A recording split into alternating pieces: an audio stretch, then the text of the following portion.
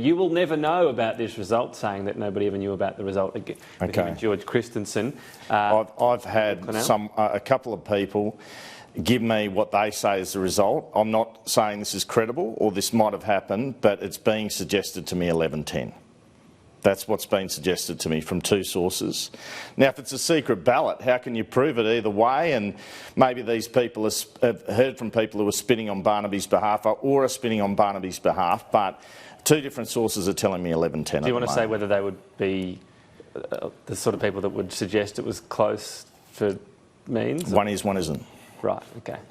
But, you know, the other one might have heard it from someone who is on the Barnaby side. So you don't know. But I think, you know, the Nationals should give us a result. I mean, that's how you stop stuff like this, I guess. But, look, I think, well, maybe that was the result. Who knows? But you would have thought that perhaps Littleproud going and a couple others going, it doesn't sound quite right. But at least that's what I'm being told. Two different sources, 11-10.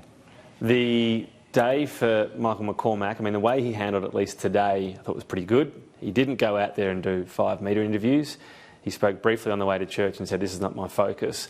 There must have been a quiet confidence there to do that. I'm sure the phones were obviously being worked behind the scenes, but the way he's handled this, at least today, I think was a pretty... No, he's handled it well, and he's understandably very pleased with the result. You could see the smile as he walked out, and David Littleproud, very a good communicator, as you could see from his opening remarks there, and talking to the young people from the bush that we've got to get them back. And he's shown throughout this summer that he is a leader of the future, David Littleproud. His colleagues could see it, and now he's the deputy. In terms of where to from here, I had a message from one of those in the McCormack camp who says, we dodged the first bullet.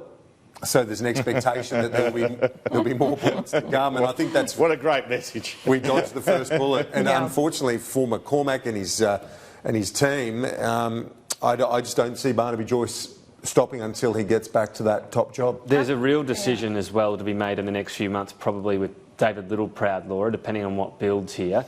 Will he try, if Barnaby Joyce is clearly trying to agitate, and this was 11-10 and it's coming again, will he try to be the third option? Oh, look, I think David Littleproud's playing the long game. He doesn't want it right now, does he? I mean, he's the next generation of leadership for the Nationals. He's deputy now. He gets to pick his own portfolio. It's my understanding that Michael McCormack will allow him to do that, as is convention. So he might want to move out of the water portfolio. He might want to move into something like agriculture that Bridget McKenzie left vacant. So let's just see. Look, David Littleproud has certainly kept his powder dry. From what I can see throughout this whole process, he's been careful in the colleagues he has called. He's not done any media interviews, and look, he hasn't really been sending any obvious proxies out there to do dark arts media, if you like. Yes, I think he's a contender, but not right now. Does he want to roll Michael McCormack? Absolutely not. Does he want to do it at the insistence of Barnaby Joyce? I highly doubt it. What happens now with the Nationals front bench team is another question altogether. Canavan is a talent, probably now the biggest talent besides Bridget McKenzie in the Senate, and he needs to be given a role. He won't be back in Cabinet or the ministry, from what we've just heard from Michael McCormack himself, but do you make him Senate leader? I actually think that would make sense, and it would be a good early olive branch to send to him. And look, he's a guy who you need to keep busy. Let's be absolutely frank about it. Other promises made, as I mentioned, Keith Pitt.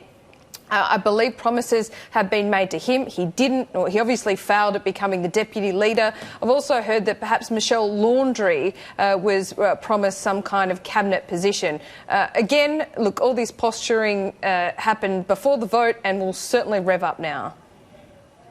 Yeah, so positions to hand out. Keith Pitt, I know, very interested in the resources area, which has gone with Matt Canavan. Michelle Landry might be expecting a prize. I mean, the olive branch theory is a very sound one, Laura. I guess it's a question of he's given all of his branches away to get over the line, Andrew. I'll tell you, Tom, someone who's just as relieved as Michael McCormack this morning, and that's Scott Morrison. I mean, that was the last thing that he needed, the Prime Minister, was a change of Nationals leadership. Barnaby Joyce, a lot harder to handle, a lot more fights ahead of him if that had have occurred. Yep. I think he'll be very relieved, and I'm very interested to see what ministries, what jobs people end up with out of this, and we'll get to see how many people Michael McCormack had to promise, and whether how much Scott Morrison might have had to move things around to help McCormack get over the line. And he's still going to have to move around a bit on this reshuffle because you've got to replace Canavan and Mackenzie. And I just wonder in that context, does he then, because we know that Angus Taylor up until the end of last year was under the pump, and obviously the AFP looking at various things in relation to him, whether or not he takes that opportunity to move